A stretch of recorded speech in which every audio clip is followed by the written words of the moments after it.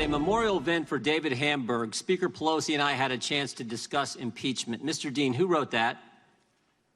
I did. Haven't we been too long in not giving Trump a meaningful moniker? Should it be deranged Don, deadbeat Don, demagogue Don? Thoughts, please, comments. Mr. Dean, who wrote that? I assume that was mine. It was yours. We are witnessing Trump's massive cover-up of his criminal behavior. As POTUS, he is incapable of accomplishing anything. Mr. Dean, you know who wrote that? I suspect that was me again. It was you.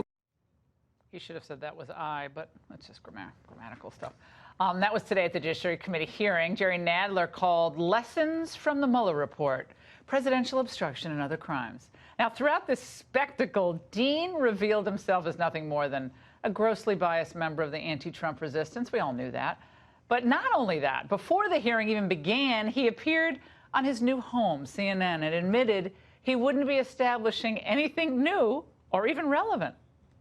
I'm clearly not a fact witness, but I hope I can give them some context and show them how strikingly like Watergate what we're seeing now and as reported in the Mueller report is.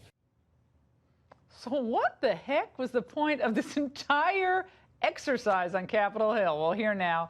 The man you just saw expose John Dean, Congressman Jim Jordan, member of the Judiciary Committee, and former Deputy Assistant Attorney General John Yoo. All right, Congressman, let's start with you. I'm glad you didn't do a costume change for us. Still safe. Now, how could the Dems think that this was going to advance any narrative? This was a PR stunt. I'm surprised they didn't try to, levitate other people from the Watergate era out of the grave. But what did they accomplish today? I don't know if they accomplished anything, but this is their pattern. First witness of the 116th Congress, their first big announced witness was Michael Cohen, a guy who went to prison for lying to Congress. They brought him in front of Congress. No surprise, he lied again, we think 7 times. Then they bring in John Dean to talk about obstruction of justice. And, of course, John Dean pled guilty to obstruction of justice. So this is just their pattern, and it's all about them trying to get the president. Never forget, the key chairman in the House have these memorandums of understanding, actual contracts they've written among themselves. You're going to do A, I'm going to do B. You're going to do C, I'm going to do D. This is how we're going to have our coordinated effort to get the president. So MOUs, Michael Cohen, John Dean, all this is what they're going to do, and they won't call it impeachment, but that's frankly what it is. The American people know it's wrong. And, John, Dean was on CNN tonight, again, trying to draw these pathetic parallels to Watergate. Why is he wrong?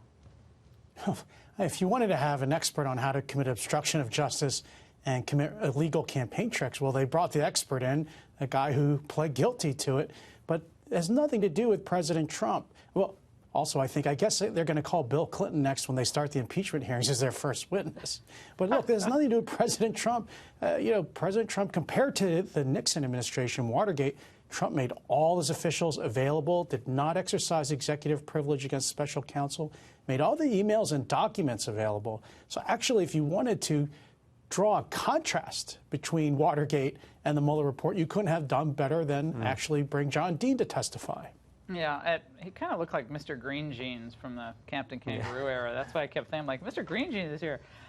He was, I think, referencing you tonight. He was on CNN, and others who are criticizing his appearance. Congressman, let's watch.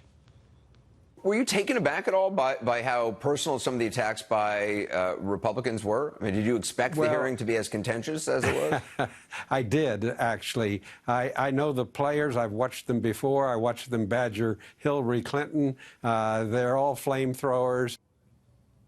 I don't see the flamethrower. Yeah, no, and I didn't badger Hillary Clinton. I brought out the facts, the fact that, she wanted to blame the tragedy in Benghazi on a video, and we all know that she knew that was wrong when she talked about that. Look, here's the president was falsely accused of conspiring with Russia to impact the election. Where's the curiosity about that fact? Why wouldn't someone like John Dean especially be concerned about that? Exactly the point. Falsely accused, but the Democrat, and then Bob Mueller does a 22-month investigation and comes back and says no collusion and there's no indictment on the obstruction charge, and yet the Democrats want to say, let's keep looking at that versus looking at the false accusation that started the whole thing. So to me, that's the big problem here.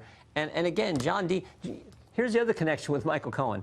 John Dean was giving advice to Lanny Davis, Michael Cohen's lawyer, the night before. Oh, the night before brilliant. Michael Cohen is supposed to come testify, John Dean's on CNN, paid contributor to CNN, and he tells Aaron Burnett on that show, I told Lanny Davis, tell your client, tell Michael Cohen, not to give his testimony to the Republicans. Actually, obstruct the investigation of the Oversight Committee. That's what he told him. So talk about Mr. Wu is right. He is an expert on obstruction. He was actually advising Michael Cohen to do that when he came and testified 4 months ago. Michael Cohen followed his advice. Michael Cohen also lied. It's become the resistance media. Yep. I mean, this is CNN. I mean, James Earl Jones, where does he go to get his voiceover back?